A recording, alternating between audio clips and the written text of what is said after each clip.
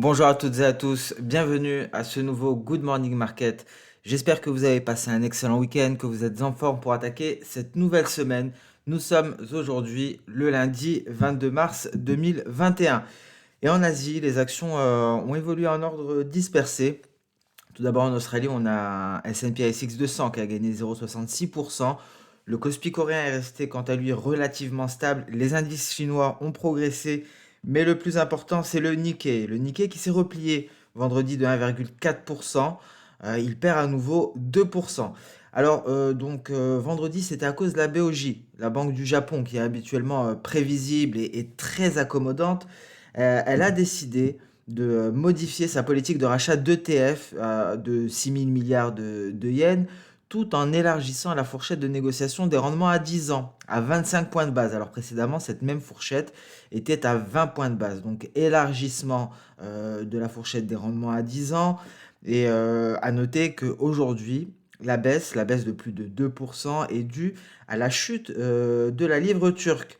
Alors pourquoi la chute de la livre turque entraîne, et donc la hausse de l'USD-TRI, vous en doutez, on va l'aborder, entraîne donc, accélère la baisse du Nikkei tout simplement parce que les investisseurs japonais sont très exposés à la livre turque.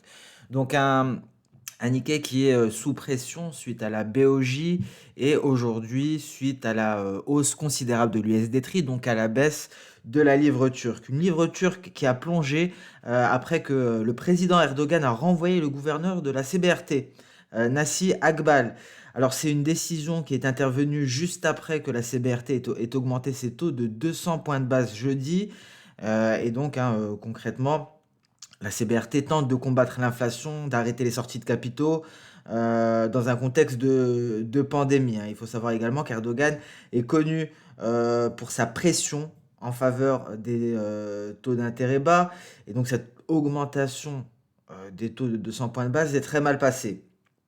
Alors, à noter également que le ministre turc des Finances a déclaré que la Turquie resterait dans un régime de taux flottant. Mais bon, cette baisse de la livre turque est certainement due à une incertitude politique, mais également à des faibles réserves de change, ce qui rend les interventions beaucoup plus difficiles pour la CBRT. Alors on notera également que la Société Générale a déclaré que la Turquie pourrait avoir du mal à éviter une autre crise monétaire à présent. Donc voilà pour ce qui règne en ce début de semaine, en début de séance européenne. Et donc on a une BOJ qui trouble, qui est normalement très accommodante, très prévisible. La semaine dernière, souvenez-vous, c'était la Réserve fédérale américaine qui avait quelque peu troublé. Elle avait souligné des perspectives de rebond avec une croissance du PIB plus marquée, une inflation suffisamment faible pour ne pas envisager un resserrement monétaire. Alors Barkin de la Réserve fédérale américaine a déclaré que la hausse des rendements reflète de meilleures perspectives pour l'économie et qu'il s'attendait à ce que l'économie américaine soit robuste au printemps et à l'été 2021. Mais vendredi, souvenez-vous, on vous a notifié par des articles, la Réserve fédérale américaine a annoncé ne pas prolonger le SLR, cette exemption sur le ratio de levier supplémentaire qui était accordé aux banques depuis l'année dernière. C'était une mesure concrètement qui avait permis aux banques de détenir des réserves de capital plus faibles. Comment tout simplement elle leur permettait d'inclure les dépôts et les bons du trésor dans le calcul du ratio de levier supplémentaire. Alors, dorénavant, étant donné que cette mesure n'est pas prolongée, il faut savoir que, il faut savoir que justement, ces obligations d'État et les dépôts seront à nouveau traités comme des actifs. Donc, conclusion, les craintes, c'est que les banques pourraient devoir lever davantage de capitaux si elles ne se débarrassent pas d'une grande partie de leurs avoirs en titre du Trésor ou éventuellement si elles ne réduisent pas leurs achats d'actions.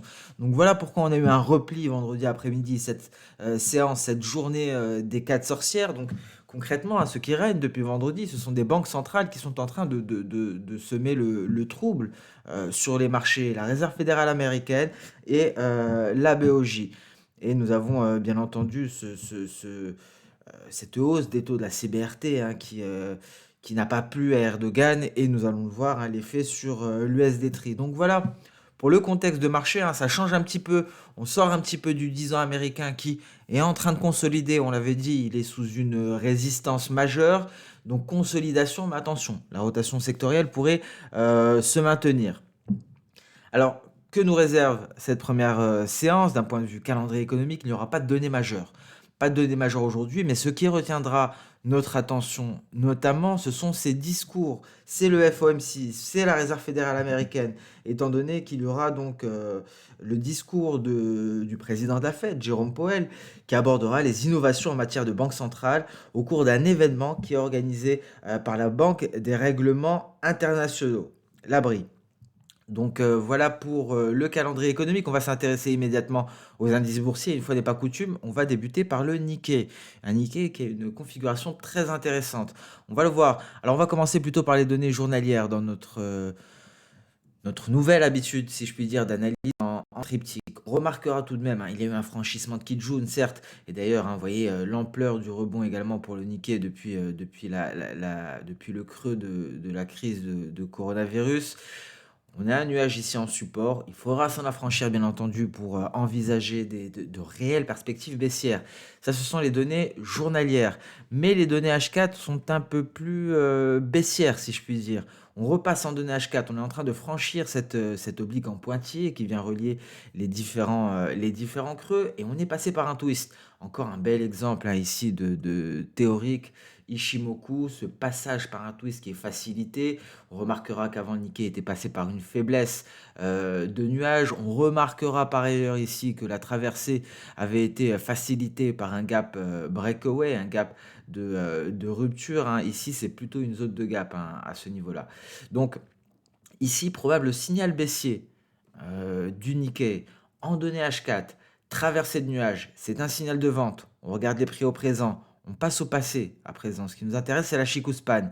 Elle est en train de se désengager du nuage. Et donc, mon filtre est en train de me dire, c'est un bon signal.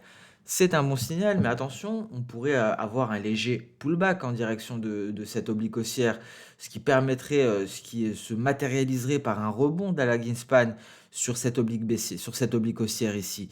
Mais pour le moment, les perspectives sont baissières et quels sont les niveaux à aller chercher? Ce sont tout simplement les précédents creux. On a un niveau ici à aller chercher aux alentours des 28 460. On retrouvera un beau palier également juste ici. C'est une zone hein, de support plutôt qu'un niveau précis. Nous avons un palier de Kijun, un palier d'SSB. Et c'est le dernier rempart avant ce niveau, ce creux. Et c'est un niveau important. Hein. On peut le voir ici. Si je rallonge, hein, c'était une résistance que l'on a franchi par un gap de rupture et c'était devenu par la suite un support.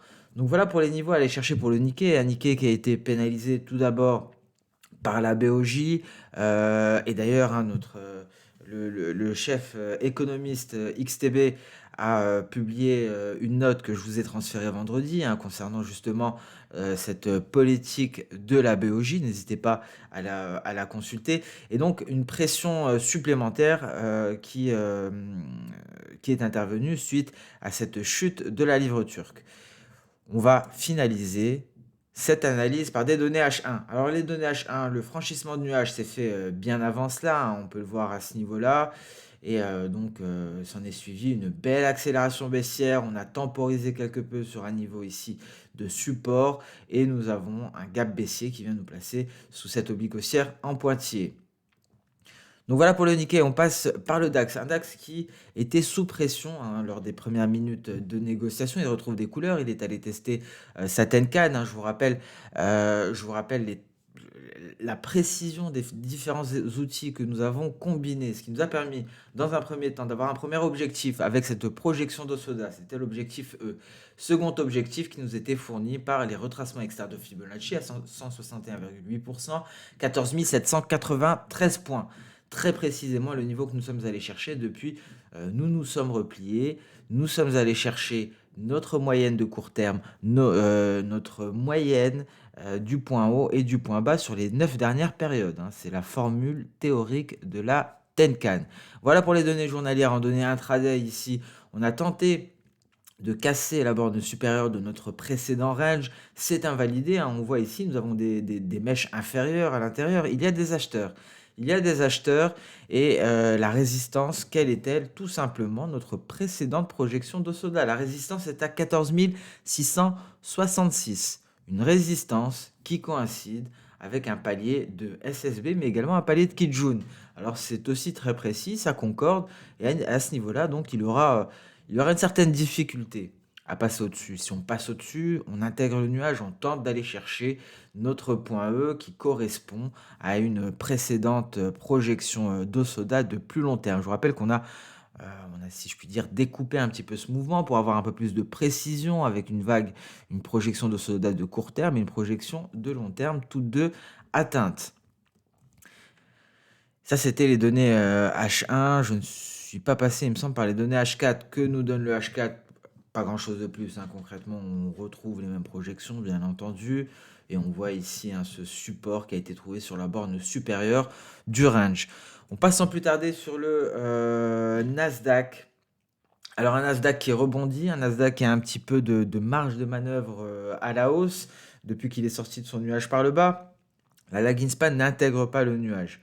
Alors ici, la résistance est évidente, on la voit d'un coup d'œil, hein. C'est tout simplement ce point où se rencontrent notre Tenkan et notre Kijun. C'est aux portes des 13 000 points. Les 13 000 points, c'est notre résistance pour la séance, mais attention si la rotation sectorielle venait à se poursuivre, c'est-à-dire si la vente des grandes valeurs de croissance et donc des valeurs technologiques se poursuivait et favorisant de ce fait les valeurs cycliques, on pourrait se replier notre lagging span pour aller chercher ici ce palier de SSB. Et donc nos cours pourraient aller chercher les 12 728 points. Alors rien de sûr, hein, pour Nikkei, simplement garder en tête qu'il y a une forte résistance, hein, aux portes des 13 000 points et en cas de repli, le support ce sont les 12 728 points. Le support à aller chercher, hein, c'est le point bas de cette bougie verte, hein, si vous ne le retrouvez pas. Voilà pour les données journalières, les informations qui nous sont fournies, que nous disent les données H4. Nous sommes à l'intérieur du nuage. Alors ici, on a d'ailleurs eu ce fameux nuage qui est venu contenir la baisse. On est reparti du côté de la borne supérieure du nuage. On retrouve un palier de Kijun. C'est aux portes, encore une fois, des 13 000 points, 12 990. C'est la prochaine résistance. Les données H1 à présent. Alors les données H1, c'est autre chose. Les données H1 nous expliquent pourquoi on ne parvient pas à aller plus haut. C'est ce qu'on voit ici en H4. On n'arrive pas à aller plus haut alors qu'on pourrait progresser jusqu'aux 12 990, mais niet, on n'y arrive pas. Les données H1 nous donnent cette information justement, d'où l'intérêt de l'analyse en triptyque. C'est ce qui est intéressant, ça nous permet de mieux comprendre les mouvements de prix, de mieux comprendre pourquoi on bloque à un certain niveau, pourquoi ici on a des corps dégradés avec mèche supérieure et mèche inférieure. On ne parvient pas, personne n'arrive à prendre la main, ni les acheteurs ni les vendeurs, en tout cas sur cette dernière bougie H4. Et c'est bien entendu ce nuage qui fait office de résistance. Il va falloir une certaine force acheteuse, il va falloir une force, une prise de main plus conséquente des acheteurs pour réussir à intégrer ce nuage. Et ce n'est pas terminé, il faudra en sortir. Et pour en sortir, nous aurons également une lagging span qui devra franchir la Kijun. Donc ça vient tout de même tempérer les hypothèses haussières. D'où l'intérêt en journalier de voir quelle est la marge de manœuvre à la baisse. Et c'est là que l'on a déterminé justement ce niveau, ce palier de SSB. C'est en voyant justement le H1 qu'on revient en journalier pour essayer de trouver un objectif concret. D'un point de vue intraday, en cas de rejet du nuage, on a ici les 12 800 points. Le S&P 500, alors on tente de repartir à la hausse en journalier, ça ne donne pas grand-chose, peut-être une zone de résistance ici à ce niveau-là, 3 930 points. S&P 500 à H4, on est à l'intérieur du nuage, on est sur une zone assez compliquée. Une zone assez compliquée à franchir. C'est ce que nous avait dit justement, c'est ce que nous avait indiqué ce rejet à ce niveau-là, le rejet du 9 mars. On est très précisément à ce niveau. Donc on a des acheteurs, hein, on voit ces mèches inférieures, mais personne n'arrive à prendre la main. On a également des vendeurs, on n'arrive pas à prendre la main. C'est un niveau compliqué, on est à l'intérieur du nuage, la prochaine résistance est plutôt éloignée. 929 points. En données H1, on aura un petit peu plus d'informations. On retrouve ici une résistance, justement, c'est notre palier de Kijun. C'est l'endroit où on hésite, c'est ce palier de Kijun, ce sont les 3898, plus largement hein, les 3900 points. On essaye de se hisser au-dessus, il y a cette projection de Soda également à 3895, donc une zone de résistance, 3895, 3900 points. Si on y arrive dans les prochaines heures, on pourra avoir une certaine marge de manœuvre, peut-être pour aller chercher les 3917, 3918 points. En revanche, en cas d'échec, 3875 points, c'est un bon support qu'on pourrait aller chercher à l'image d'ici. Et là, peut-être que les acheteurs pourraient reprendre la main. Le Dow Jones, oui, c'est cela. Alors le Dow Jones également, relativement calme en ce début de séance européenne. D'un point de vue H4, ce calme se matérialise par une présence dans l'enceinte du nuage. Ça ne nous apporte pas grand-chose. On est aux alentours de notre point C de cette projection d'Osoda qui avait été atteinte. On se replie depuis. Donc un niveau de support, on le voit, hein, c'est plus ou moins un chiffre rond, 32 400 points. Qu'en est-il en données H1? On a franchi le nuage par le bas, notre filtre Ishimoku avait validé ce signal et donc voilà, on est actuellement sur support, on tente de rebondir, on tente de franchir la Tenkan. Si on y arrive, on pourra aller chercher les 32 600 points. Le Russell 2000 qui est pris en étau entre deux niveaux, il est en range. Il est en range, un range qui est déterminé par le sommet du 1er mars et le sommet du 3 mars. Ce sont les deux bornes, 2280 et 2266 points dans l'enceinte du nuage. Il n'y a pas plus neutre que cela. On passe en données H1 rapidement.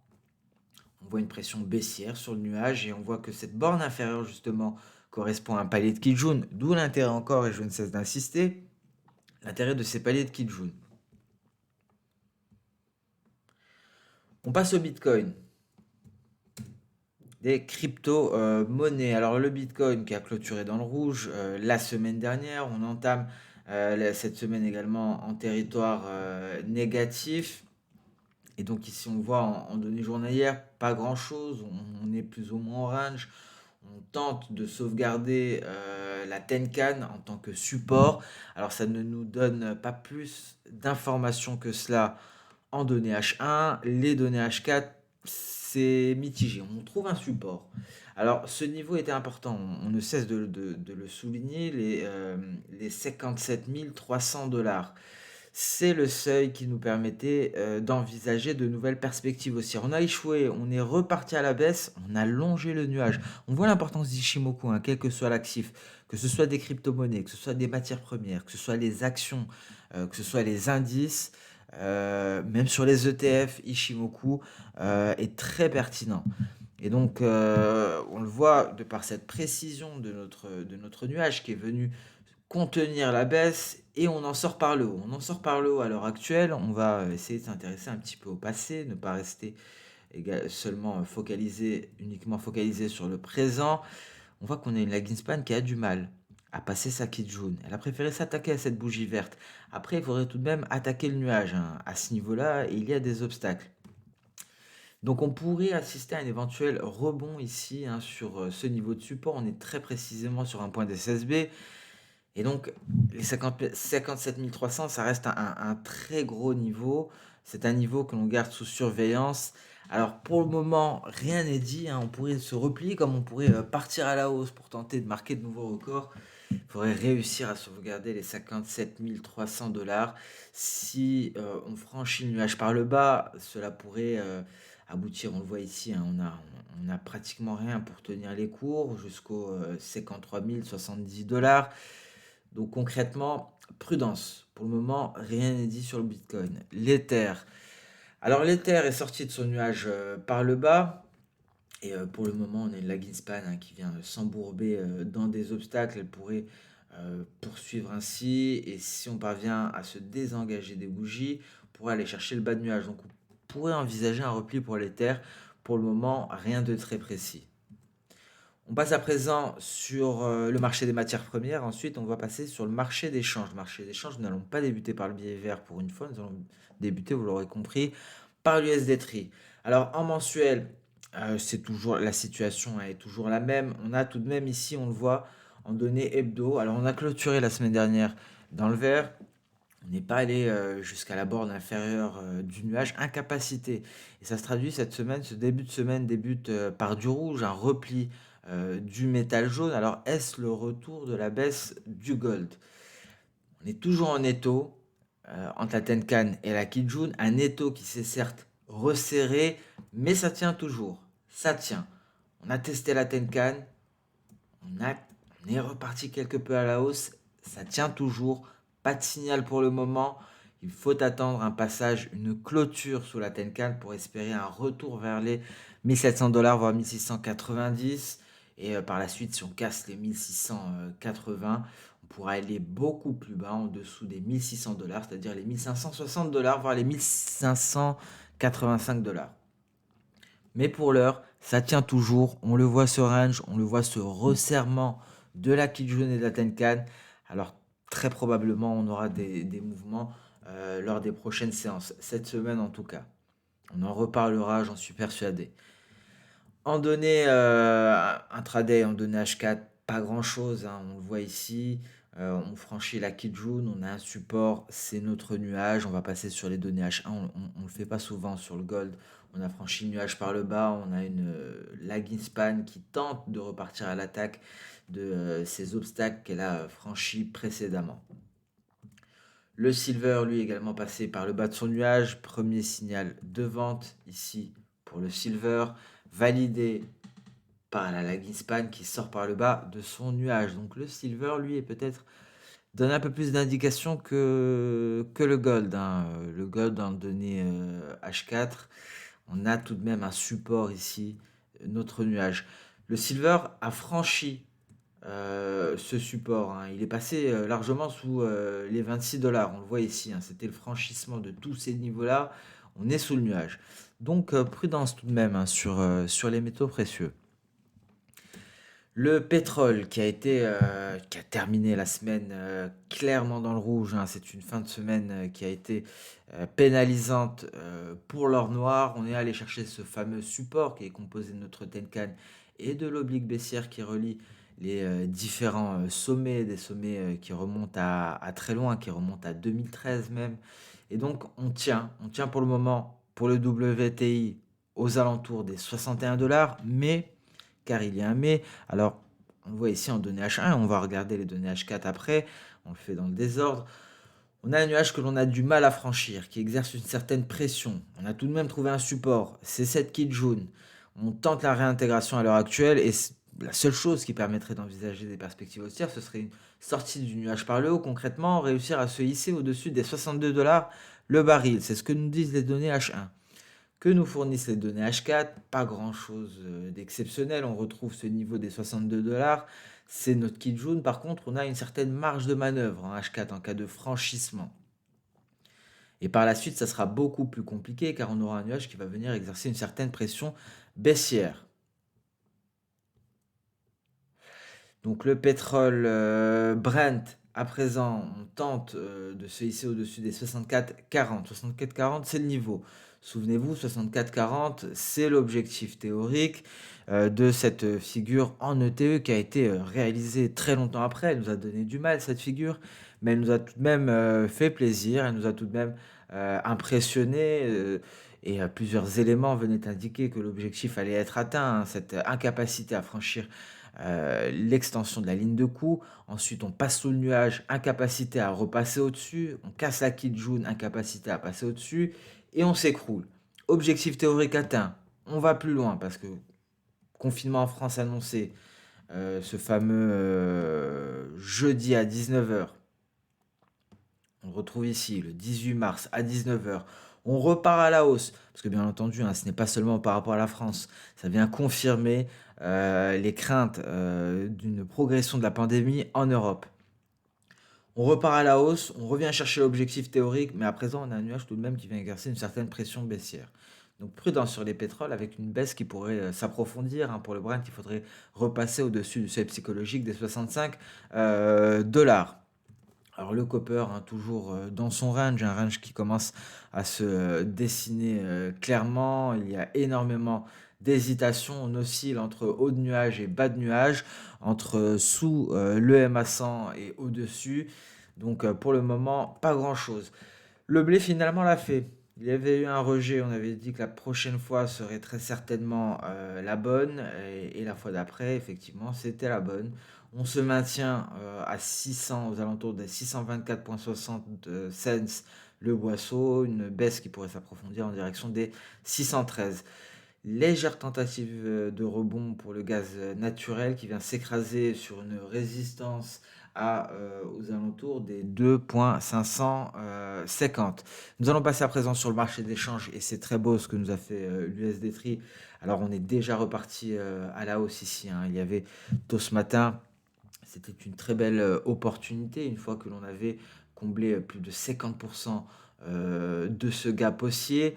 On est allé se rapprocher de la Kijun, la Tenkan a rejeté ici. C'était très facile concrètement et ce n'est pas tous les jours que le SD-Tree donne des opportunités aussi claires. Et donc, belle opportunité d'achat et ça remonte, ça continue de remonter.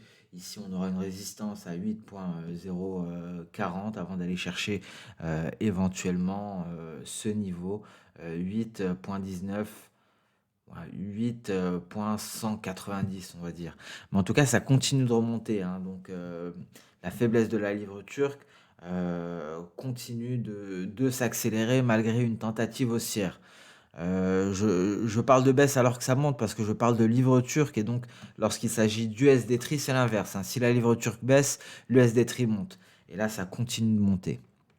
Donc très beau, hein, ce que nous a fait l'USD Tree. On peut voir l'ampleur du gap ici en données H4. Et donc l'USD Tree que l'on avait laissé de côté parce qu'on suivait cette paire, hein, régulièrement, eh ben, ça va redevenir d'actualité pour nous. Car nous avons ici un éventuel record historique à aller chercher, voire à franchir. Le dollar index, un dollar index qui après franchissement de cette fameuse Kijun repart à la baisse. On avait déjà eu un franchissement similaire, souvenez-vous, il y a 2 semaines, ça s'est traduit par une mèche. Donc ce n'est pas gagné. Pour le dollar index, un dollar index qui parvient à sortir de son nuage par le haut, plutôt la lagging span du dollar index parvient à se désengager.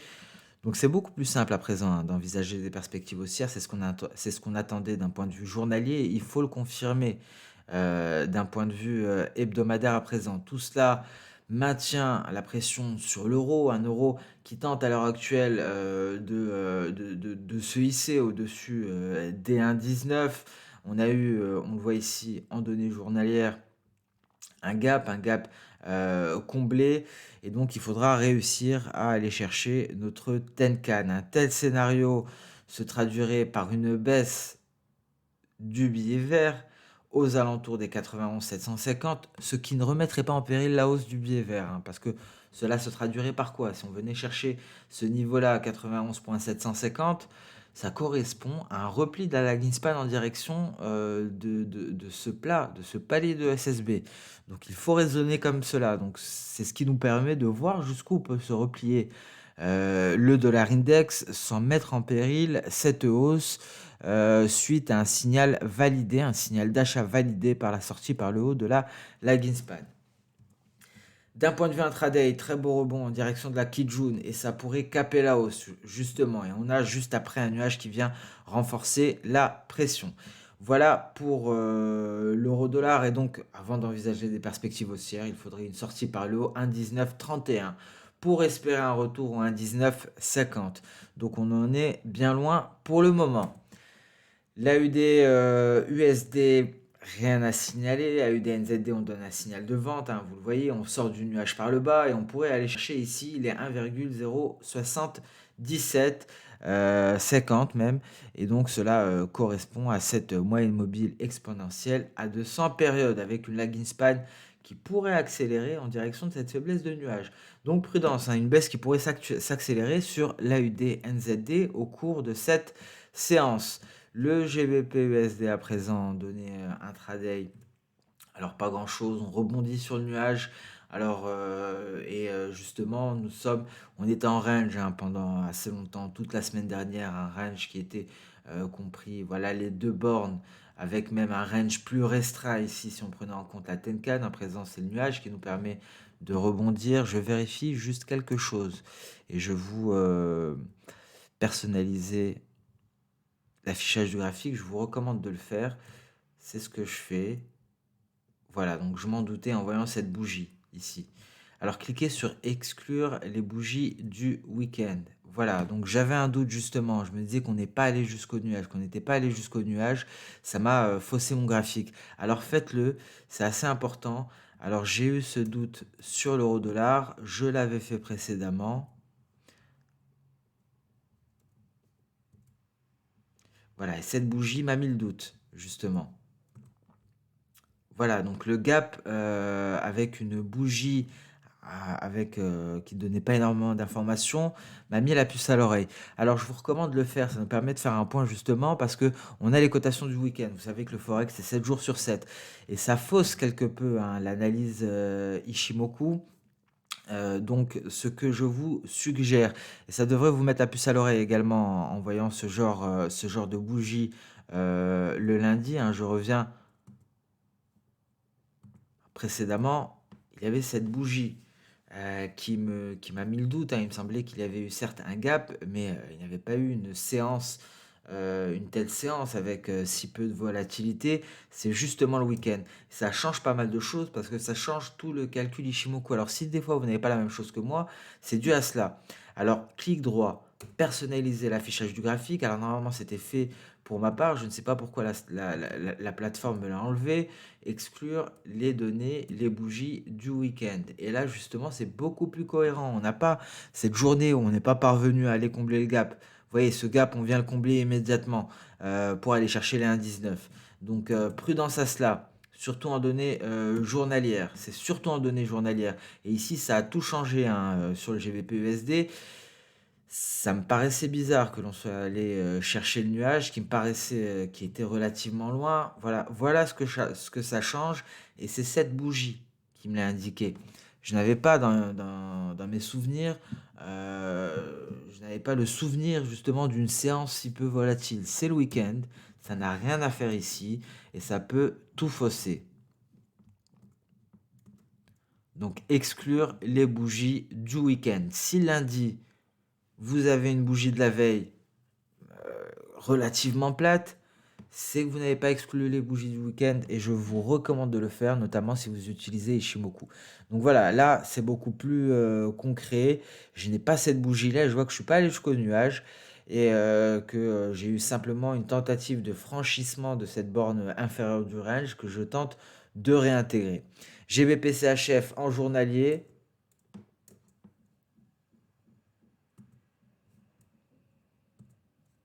Et ici, vous le voyez, hein, cette bougie insignifiante, il faut l'exclure. Il y a peut-être eu une mise à jour, hein, ce qui fait que l'on m'a décoché cette case. Donc on repart sur la borne haute du canal haussier. Je ne pense pas qu'on pourrait l'intégrer. Peut-être une mèche basse en direction des 1,28 137 pour repartir à la hausse par la suite. NZD, USD.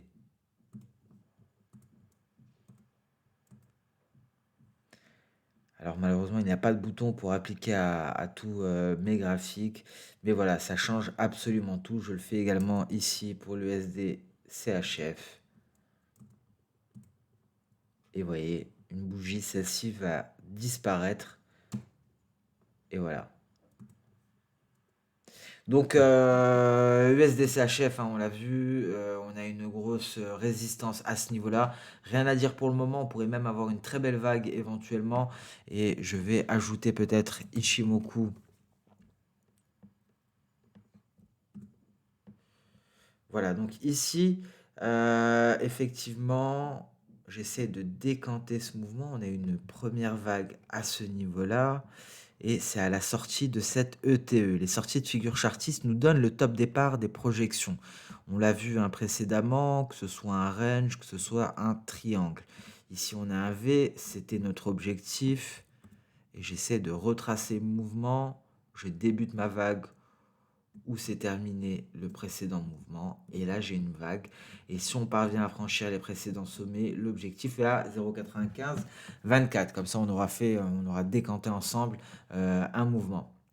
Et c'est une très bonne chose que l'on ait vu ensemble justement comment exclure les données week-end. Je vous recommande de le faire, surtout si vous tradez avec Ishimoku. Ça peut complètement fausser votre analyse et ça vous permet peut-être de comprendre pourquoi il y a des différences entre mes graphiques et les vôtres. C'est quelque chose que je fais habituellement.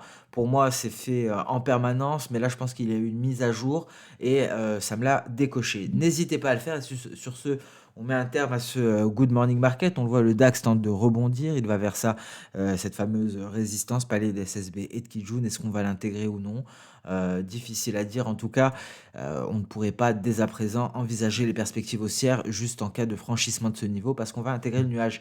Et lors de la vidéo hebdomadaire qui sera publiée en début d'après-midi, on va d'ailleurs insister sur le DAX et on va parler de Volkswagen. Je vous en ai parlé très rapidement. On va essayer de voir en quoi la hausse de Volkswagen a favorisé la hausse du DAX. On va voir par rapport à son poids dans le DAX allemand et on va le détailler. On va parler de certains indicateurs qui ne sont pas communs. Des indicateurs qui pourraient éventuellement ou non nous permettre d'envisager un retournement baissier sur les indices. On va détailler donc pas mal, on va faire pas mal d'analyses graphiques et on va terminer bien entendu par les événements de la semaine, les événements qui seront attendus. Donc je vous donne rendez-vous cet après-midi. Je vous souhaite une excellente séance de trading, un très bon début de semaine à tous. Je vous donne rendez-vous d'ailleurs tout au long de la journée en commentaire, hein, comme d'habitude. N'hésitez pas à me laisser vos impressions, à me poser vos questions, hein. C'est toujours un plaisir d'interagir avec vous et je pense que c'est une très bonne chose d'échanger en commentaire. Donc, si vous avez des questions, si vous avez des recommandations à faire ou si tout simplement vous voulez laisser votre avis, c'est en commentaire que ça se passe. Excellente séance de trading à tous. Je vous donne rendez-vous en début d'après-midi pour notre point hebdomadaire. Au revoir.